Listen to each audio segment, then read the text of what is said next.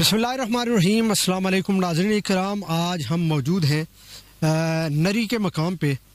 नाज़रीन इकराम, पाक आर्मी और एग्रीकल्चर डिपार्टमेंट के तावन से LOC के जो मुख्तलिफ इलाके हैं वहाँ पे एग्रीकल्चर के ज़ेरे अहतमाम मुख्तलिफ डिपार्टमेंट में काम किया गया, जिसमें बिलखुसूस ओलिव ऑयल जो जैतून के जो दरख्त हैं उनकी यहाँ पिछले दिनों जो है वो बिजाई की गई और अब वो आहिस्ता आहिस्ता तैयार हो रहे हैं। इसी तरह गुलाब के फूलों की भी जो बिजाई की गई थी उस हवाले से भी आज हम विज़िट करेंगे मुख्तलिफ जगहों का। इसी तरह गंदम की फसल के लिए भी पाक आर्मी और एग्रीकल्चर के तावन से मुख्तलिफ लोगों को बीज दिए गए थे, वो भी अब तैयार है। तो आज हम मुख्तलिफ इलाकों का विज़िट करेंगे। इस वक्त हम नरी के मकाम पर मौजूद हैं, जहाँ पे जो ओलिव ऑयल है, जैतून के जो दरख्त हैं उनकी जो बिजाई की गई थी उस हवाले से हम बात करना चाहेंगे। यहाँ मेरे साथ मकामी शहरी हैं मोहतरम जावेद साहब, मैं बात करूँगा उनसे। अस्सलाम वालेकुम।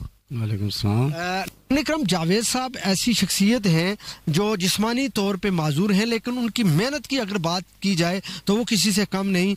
यहाँ पे अगर सब्जियों के बीज देखें, इसी तरह ओलिव ऑयल यानी जैतून की जो काश्त है उन्होंने की हुई है। इसी तरह मुख्तलिफ जो अनवा अक़साम के जो फलदार दरख्त हैं उनकी भी यहाँ इन्होंने काश्त की और बड़े मेहनती शख्स हैं, आज मेरे साथ मौजूद हैं। बात करूँगा माजूरी के बावजूद इतनी ज़्यादा मेहनत, क्या कहना चाहिए? जी, मुझे शौक़ था ये पौधे लगाने का और मुझे पाक आर्मी और एग्रीकल्चर वालों ने सपोर्ट की और ज़राअत वालों ने भी सपोर्ट की और सपोर्ट करते हैं। तो मैं उनकी मदद से ये जैतून भी लगाया और बाकी फलदार पौधे भी और सब्जी भी लगाई हुई है। ये जैतून के जो पौधे हैं बड़े खूबसूरत पौधे, अब आहिस्ता आहिस्ता इनकी नशोनुमा हो रही है। इसी तरह और भी दरख्त, तो इनकी हिफाजत आप किस?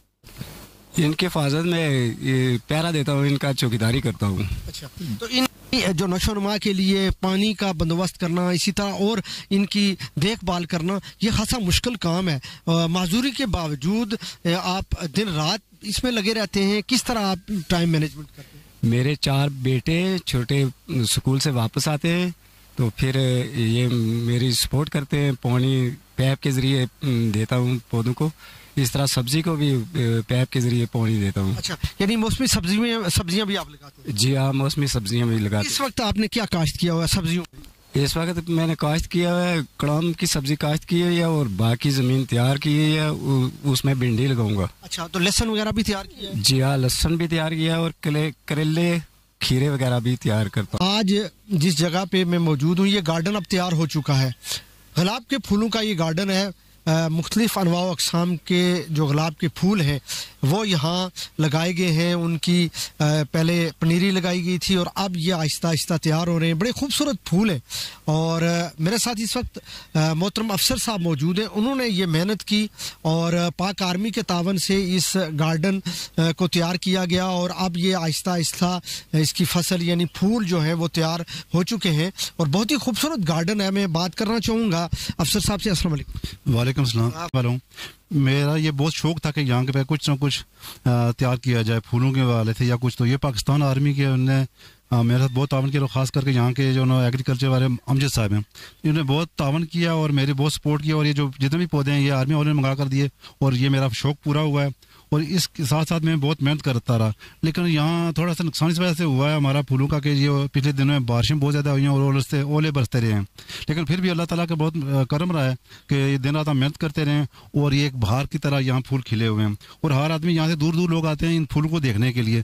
तो मैं सबसे यही कहूँगा लोगों से कुछ मेहनत करें, मेहनत का सिला मिलता है अल्लाह ताला। अमजद साहब, बहुत बहुत शुक्रिया आपके तावन से यानी महकमा जो एग्रीकल्चर है उसके तावन से LOC पे एक बहुत ही खूबसूरत बागीचा जिसमें आज मैं मौजूद हूँ। बहुत ज़बरदस्त फूल, गुलाब के फूल जो रावलपिंडी इस्लामाबाद या हम हजीरा जाके वहाँ से फूलों की पत्तियाँ लेते थे अपनी शादी ब्याह के फंक्शंस में, लेकिन यही सहूलत यही फूल आपको मदारपुर में एक छोटे से बागीचे से मिलेंगे। ये आपका तावन, पाक आर्मी का तावन, इस पर कितनी मेहनत दरकार होती है अगर कोई अपने घर में अपनी ज़मीन में काश्त करना चाहिए?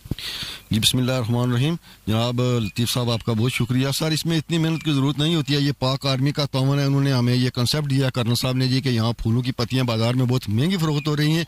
अगर यहाँ को लोकल आदमी काश्त करना चाहे तो हम उसकी सपोर्ट करेंगे। फिर हमने ये पतोकी से पौधे इनको मंगवा कर दिए, लेआउट करके दिए, लगवा कर दिए। इन्होंने अफसर साहब ने बहुत मेहनत की, अब पौधे तैयार हो चुके हैं। इनके फूल जो हैं बाज़ार में फ़रोख्त हो रहे हैं।